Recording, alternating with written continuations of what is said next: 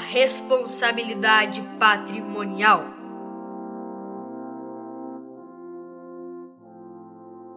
Por suas dívidas responde o devedor com os bens integrantes de seu patrimônio à data da constituição do débito, bem como os adquiridos depois. A alienação desses bens, posteriormente à constituição do débito, pode vir a ser declarada ineficaz em face do credor.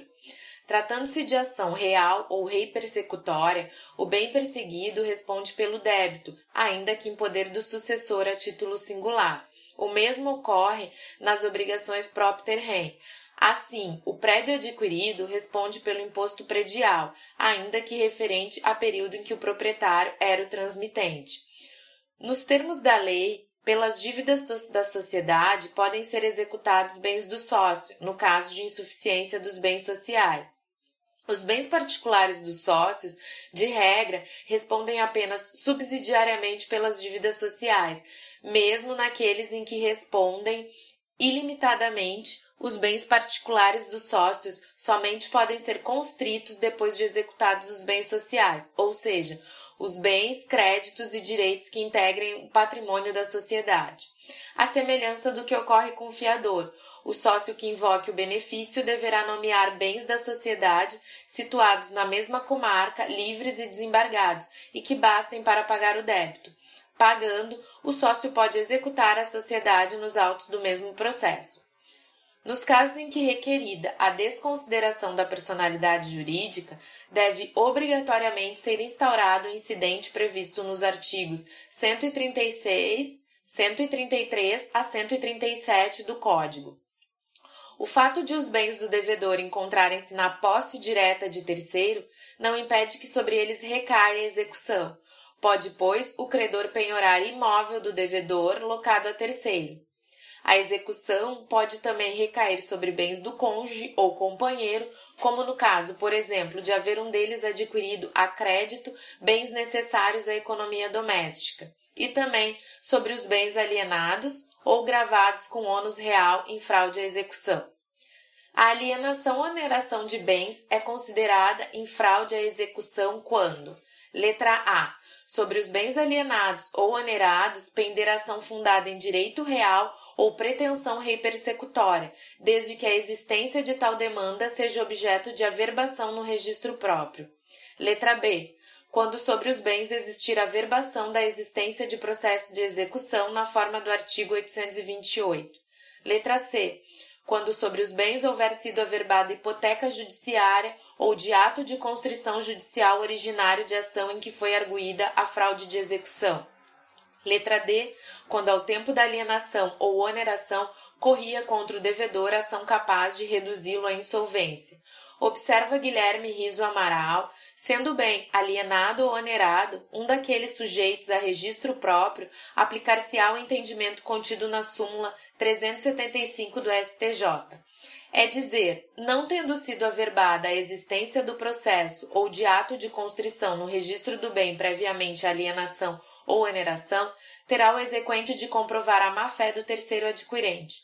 Contudo, tratando-se de bem não sujeito a registro próprio, exemplo, obras de arte, equipamentos de informática e etc., o parágrafo 2º do artigo 792 estabelece ser ônus do terceiro adquirente comprovar que adotou as cautelas necessárias à aquisição do bem, devendo apresentar certidões pertinentes obtidas no domicílio do vendedor e no local onde se encontra o bem.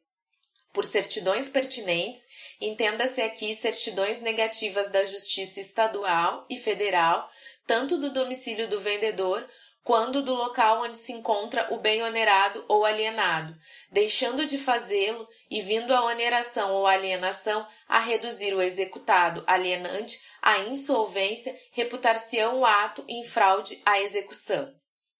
Letra E. Sujeitam-se também à execução os bens cuja alienação ou gravação com ônus real tenha sido anulada em razão do reconhecimento em ação autônoma de fraude contra credores. A fraude contra credores ocorre pela prática de negócios de transmissão gratuita de bens ou remissão de dívida, se os praticar o devedor já insolvente ou por eles reduzido à insolvência. Código Civil, artigo 158. Também, contratos onerosos celebrados pelo devedor insolvente podem ser havidos como fraude de credores, quando a insolvência for notória ou houver motivo para ser reconhecida do outro contratante. Código Civil, artigo 159. Prescinde de demanda em andamento e o seu marco temporal é a anterioridade do débito. A ação autônoma a que se refere o inciso 6º é a ação pauliana ou revocatória, proposta por credor quirografário. Letra F. Também sujeitam-se à execução os bens do responsável nos casos de desconsideração da personalidade jurídica.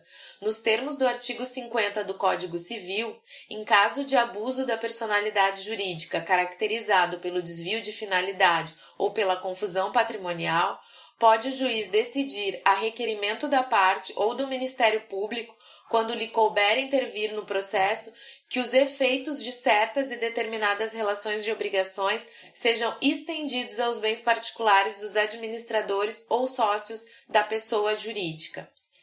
Letra G. Finalmente, o inciso 5º do artigo 792 remete para os demais casos previstos em lei, podendo se referir a propósito, o artigo 185 do CTN, que presume fraudulenta alienação ou oneração de bens ou rendas, ou seu começo, por sujeito passivo em débito para com a Fazenda Pública por crédito tributário regularmente inscrito como dívida ativa.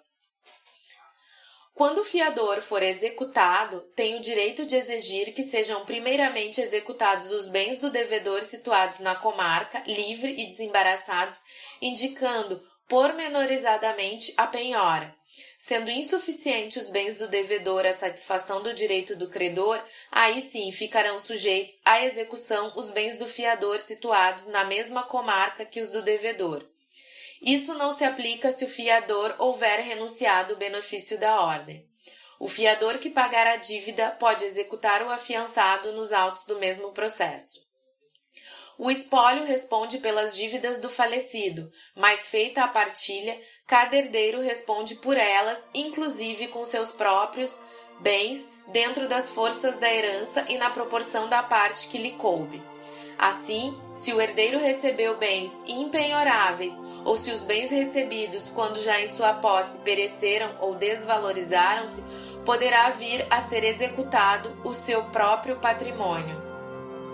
Texto e narração de Letícia Marques Padilha. Até o próximo!